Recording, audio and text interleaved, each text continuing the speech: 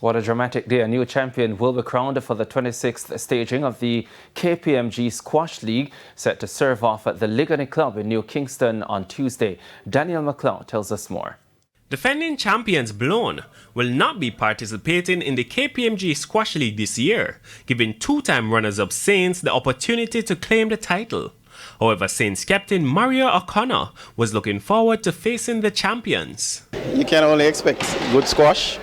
It's unfortunate that they're not here this year to compete, because we were really looking forward to meeting up with them and, testing our mettle again once more. But since they're not here, we just have to make do, play everybody who comes along and see if we can make it to the finals again and win it this time. The tournament handicaps players with a higher skill level, and President of Jamaica Squash, Karen Anderson, says that decision is aimed at improving the skill level of players. It's unique in that the handicap system is unique in that it affords everybody an opportunity, an underdog, to try and beat a top gun. And so it's vital when the kids play it, it instills discipline. It's for them to learn how can they come from behind or when can they attack.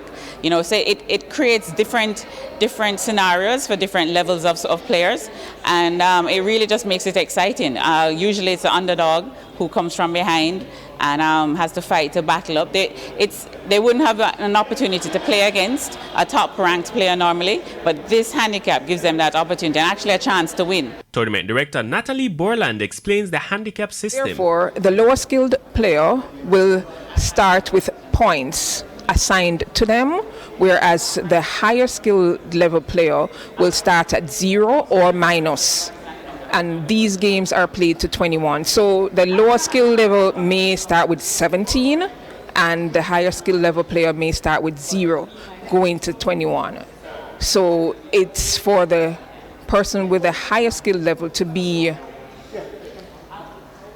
for them to concentrate. The KPMG Squash launch took place at the Ligani Club recently. Daniel McLeod reporting for TVJ Sport.